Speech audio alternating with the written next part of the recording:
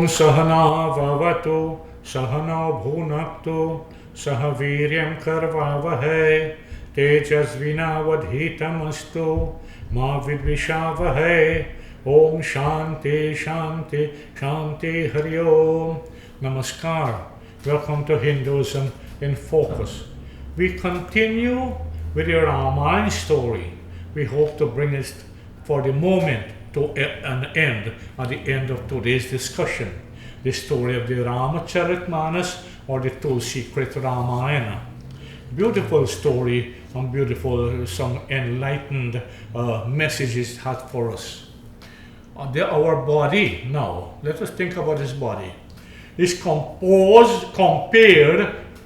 to a city with 9 gates, 9 openings, the 2 ears, the 2 eyes, the 2 nostrils, the mouth, that is 7, and the 2 organs of excretions and generation.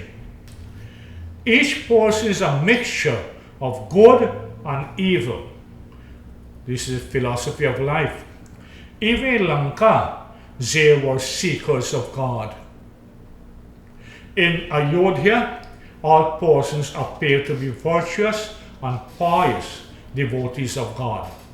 But even in such a sacred city, there were some petty-minded men and women who were ready to find fault even with Lord Rama and his ways. So within each person, there's this mixture of good and bad.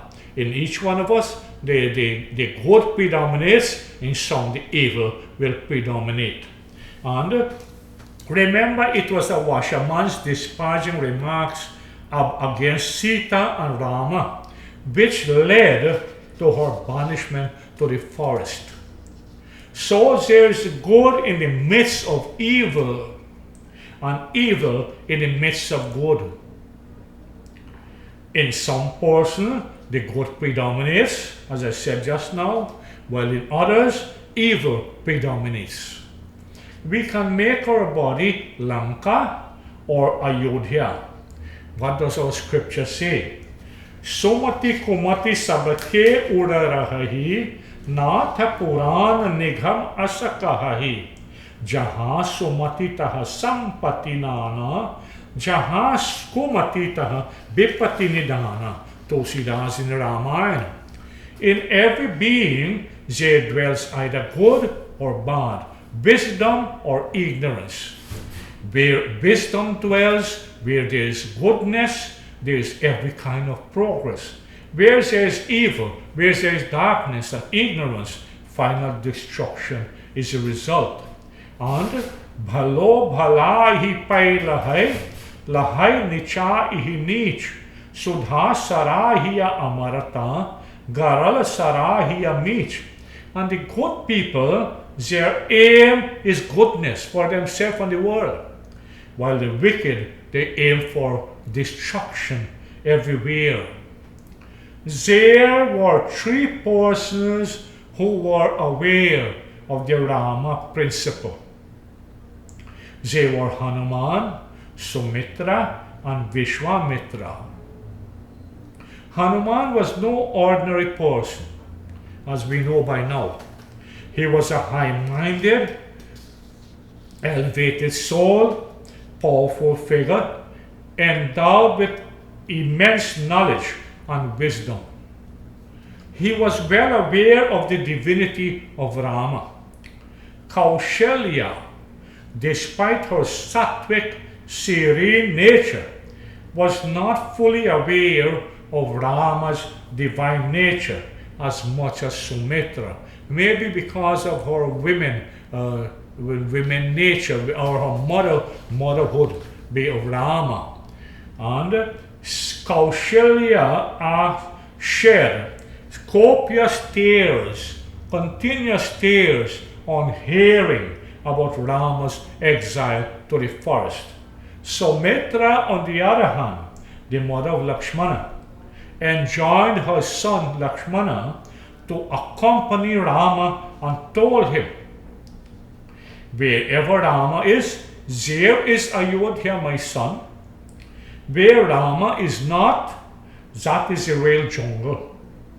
Rama is verily Lord Narayana himself. Go and serve Rama and Sita with my blessings. So said Sumitra. Tulsidas has written about the ideal son. Putravati Juvati Jagasoi Raghupati Bhagat Jasu Sutta Hoi Nataru Banja Bhali Bada Piyani Rama Bimukha Sutate Hitajani.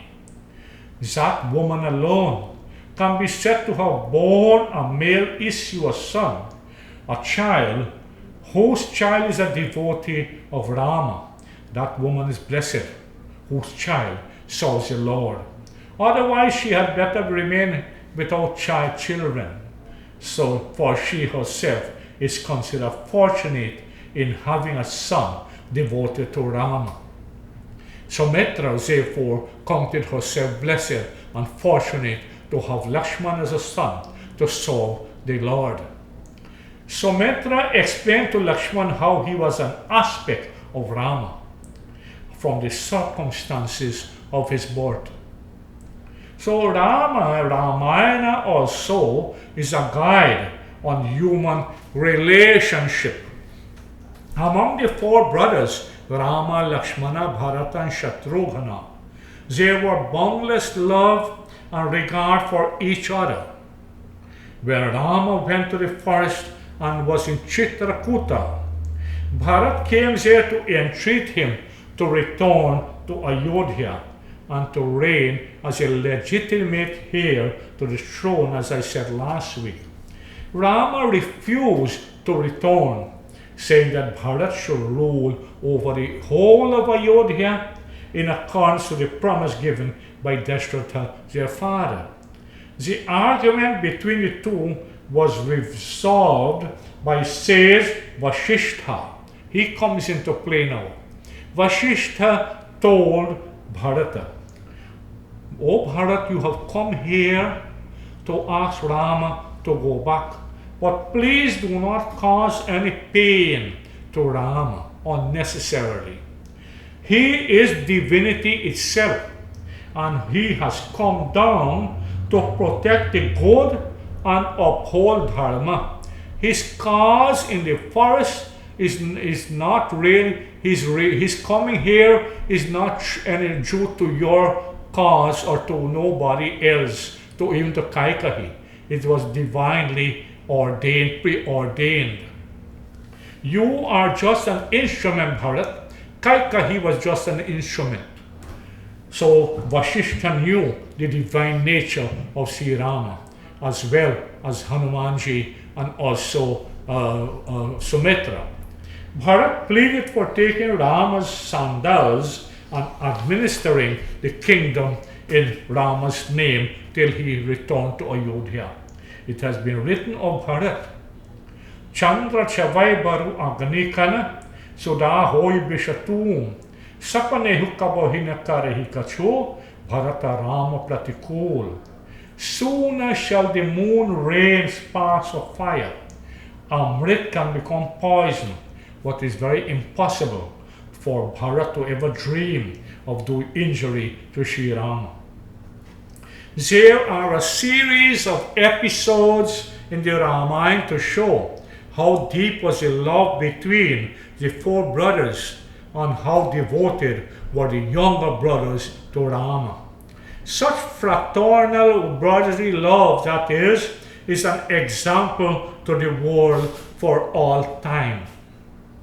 The Ramayana is a guidebook on the ideal relationship between mothers and children, between husband and wife, between brothers, between the ruler and the people, between the master and the servants, and many other relationships. For example, 1.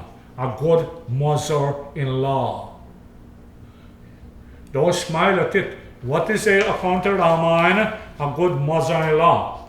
Kaushalya says of her daughter-in-law Sita, "Nayana puta re kari priti barhai, rakhe hu prana janaki hilai, Kalpa Beli Jimmy Bahubidhi Lali, Sicha Saneha Salila Pratipali. Kaushalya says, I have treated my daughter-in-law as the very apple of my eye, and I have never ceased to love her. Nay, my life is centered in Janaki, that is Sita. I have fostered in her in many ways and nourished her by feeding her with the water of affection. A dutiful wife, Sita says, Jahan lagi naata neha arunatate, pia binuti hi tara nihute tate. All types of human relationship and affection, all of these, oh my husband, Sita was telling her husband Rama, are unbearable and they are tormenting pain. But they cannot, they are on the scorching sun to a woman without a husband. They are unbearable these, a woman without a husband, than the scorching sun. And fire, as a body without life, as a river without water, so my Lord is a woman without a husband. So Sita proceeded to the forest with her husband to be by her side. In times of happiness, in times of pain, in all circumstances, she wanted to be by herself. So Rama showed compassion to the dying Jatayu, which had fought with Rama when he was carrying away Sita to Lanka. He gave refuge to Vibhishan even against the fears expressed by Lakshmana. These are just a few examples of Rama's supreme benevolence and goodness towards anyone who revered him or sought his protection. Rama declared to Lakshmana, he who comes to me to plead for my mercy, I shall protect him. I shall never abandon anyone who seeks my protection, whoever he may be, so long that that person come to me. He may have the world of sin before. I am prepared to even forgive him, blot out his sins of his past life. Rama stood by his word. He never spoke twice. He never went back by his word. Rama was a person pledged to one word, one woman, and a single arrow. So we devotees must install Rama in our hearts for achieving success in life and this atmic and inner bliss of the inner spirit.